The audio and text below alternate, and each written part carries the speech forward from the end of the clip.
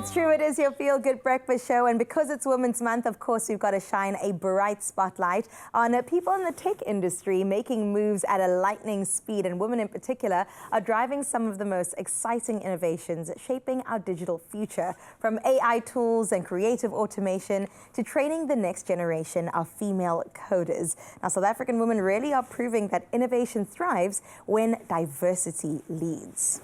Yet that gender gap in tech remains, let me undersell it, a challenge, so to speak. And Trailblazers are working unbelievably hard to close that gap by creating new systems, new tools, and therein new opportunities. And today we meet two of these powerhouses redefining what leadership in technology looks like.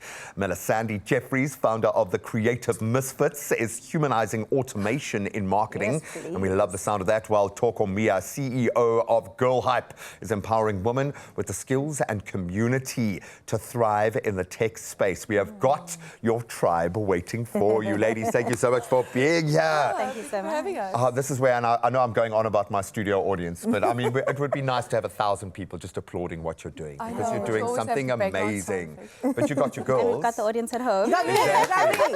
Girls, you got me. You guys are amazing. Welcome. Thank you so much. I know you are both unbelievably busy individuals. Thank you for being here. Thank you for having us. Mel, I really want to start with you, although we're going to get to you in a second, because Girl Hype, yes, we're hyping the girlies. But I love what you are doing with the Creative Misfits. First of all, the name in and of itself is so cool. Great. Combining tech and creativity in quite unexpected ways. So can you break all of this down for us, and what do you do at the Creative Misfits? So I come from a creative background. I used to be a marketing manager for shopping malls. Okay. And when you write strategies, you always come up with the most incredible campaigns, but we always fall short with the execution because the marketing team, for some reason, marketing and tech is always disconnected, and you don't always have the correct systems to implement the vision. And in a way, you fall so short that the campaign that you had this amazing thought process in doesn't come alive as it should. So yeah, they're cheering you on. Whenever you preach for a second, the music comes from the heavens above. Then you're preaching, girl. You know. So I wanted to just bridge that gap, because I don't want to write a campaign and then I can't implement it or execute it because I don't know what systems are available out there. So I made it my mission with my team to find the solutions for the shortfall, so that we can give you a creative powerhouse, a power tool that actually boosts the tech side as well. Promise. Exactly, and seamlessly integrate a tech-led agency that also drives experiences and delivers like what we promise to deliver when we write the strategy for you. I love that, because we're often involved in campaigns that fall short, and we have to come in at number 99 and save the day because it hasn't been authentic. And often we use tech for the sake of, without understanding how it can be powerful. We need hype. If ever we needed hype in this space, you came in with the hype, girl. I think you were waiting to be a little bit fashionably late just so that we could have that moment. No, you are just on time, because there is an opportunity for young girls in coding and the female mindset that has been overlooked for too long. But I'm preaching to the choir here. Where does Girl Hype come into the conversation?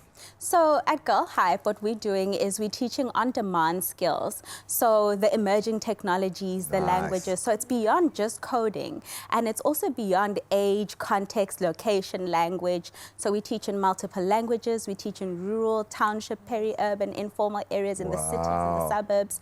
We teach all different types of women, youth, persons around the hype skills, cybersecurity, data science, you know, the emerging ones where the industry is going. Because at the end of the day, the skill remains the same, but the person can change into the different niches. I love it. Create one gateway. One gateway that we can police, one 100%. Gateway that we can control, that we can look after, we can empower.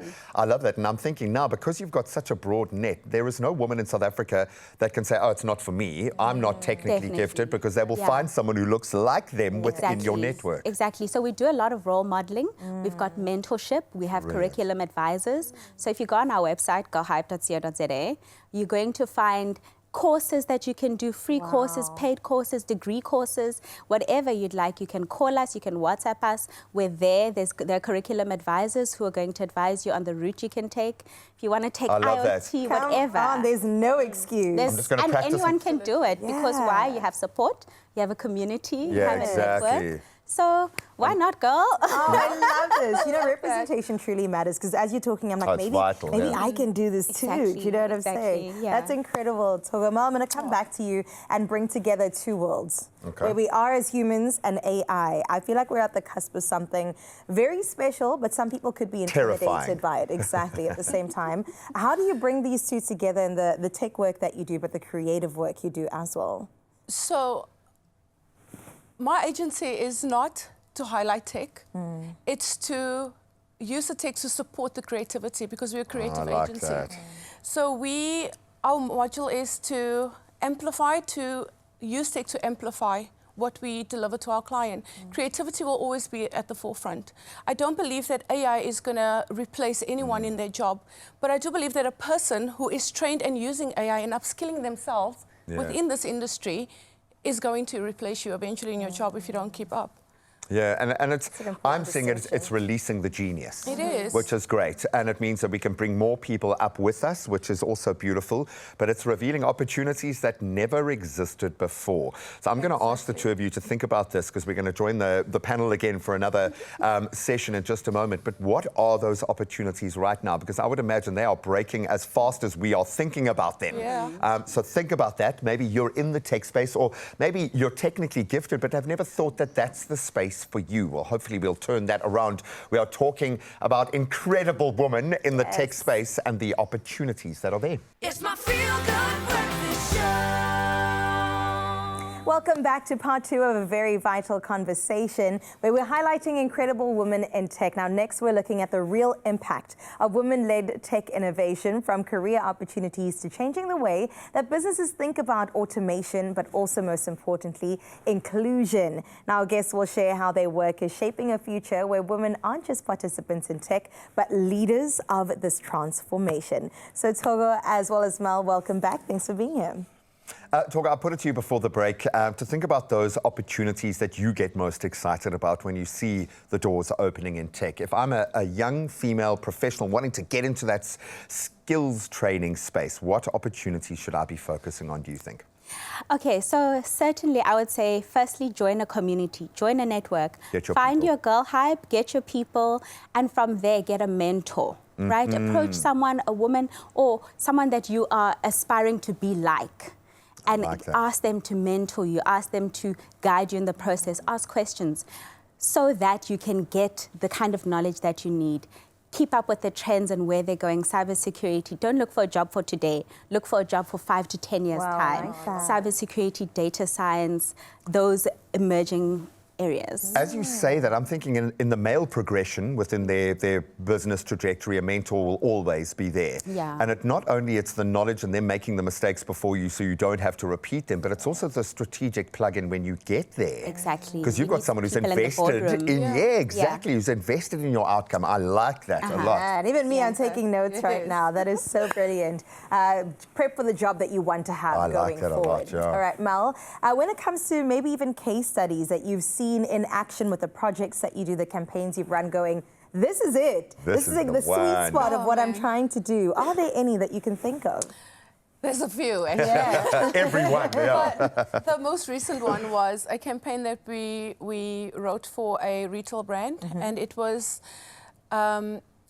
shoppers had to scan a QR code. When you enter the shopping mall, you have to scan a QR code, and then you had to follow color trails, and your clue will be delivered to you through WhatsApp automation. And you would then do a sort of like a treasure hunt throughout a mall and collect prizes in real time. Wow. And that's when we realized, like, the future of retail it needs to be tech-led, experience-driven, engaging, fun. Because when something is fun, it not only increases the dwell time in a shopping center, it also creates an experience, and it provides a reason for shoppers to return. So for us, that was a game changer, and it really opened up that, like, the missing link that we thought was missing was actually missing and we found it. So we were... You were validated in that sense. That's great. And now I'm going to spend more because I'm having a good time. Because you're having a good time. And you're Emotionally connected, and collecting instant rewards, so it's a win-win. Very sneaky.